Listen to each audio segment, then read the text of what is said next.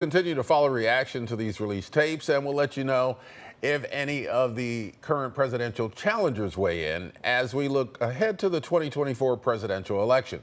On the Democrat side of the race, tomorrow, News Nation will host a live town hall with Democratic candidate Robert F. Kennedy Jr. Recent polling shows him at nearly 20% in a challenge of current President Joe Biden. But a Quinnipiac poll shows Kennedy draws more support from Republicans and independents than from Democrats. Joining us live to talk about all of today's headlines is Chris Stirewalt, political editor at News Nation. Chris, good morning.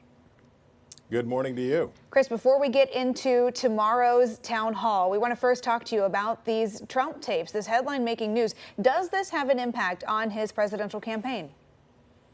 Well, sure. The former president basically said he's not denying that he said it, right? He's not saying that he didn't say it. All he said on his private social media or his own social media platform was that the prosecutors should instead be prosecuting Hunter Biden.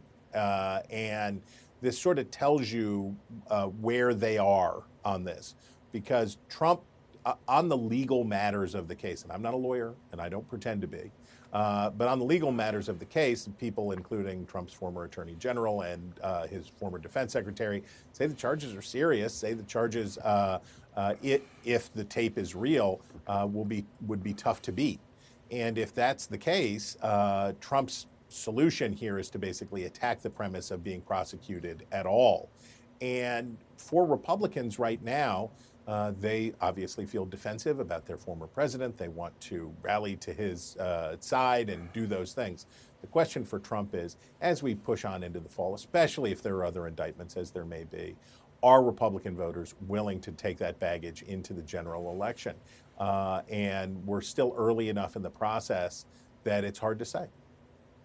Yeah, that kind of leads to the question of no matter what happens with the former President Trump, he continues to poll well. He continues to be the front runner in this race. Can any other GOP candidates make any traction?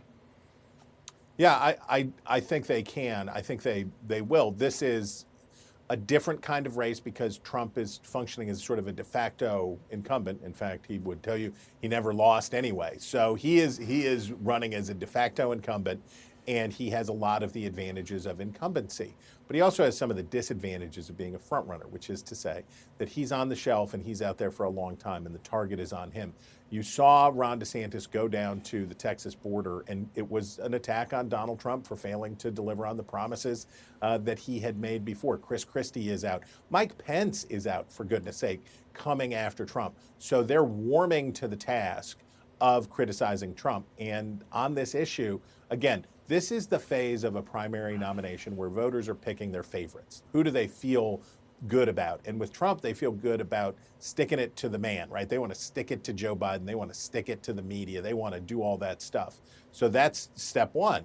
Step two is when you make choices about who do you really want to nominate. And the choice of Trump is, I mean, you'd have to say it was reckless when you could have a candidate that didn't have the baggage and the scandals that Trump did, to say nothing even of January 6th. So Trump would carry such a burden into a general election, especially when you have an incumbent who's quite vulnerable. So this is a discussion Republicans are going to have to start having amongst themselves, but you can see his challengers starting to warm to the task of kicking him in the shins. Okay, well, Chris, let's switch gears here and talk about that incumbent who is quite vulnerable. Tomorrow, News Nation hosting a town hall with Robert F. Kennedy Jr. As he has thrown his hat in the ring here against President Biden. What can we expect from tomorrow night's discussion?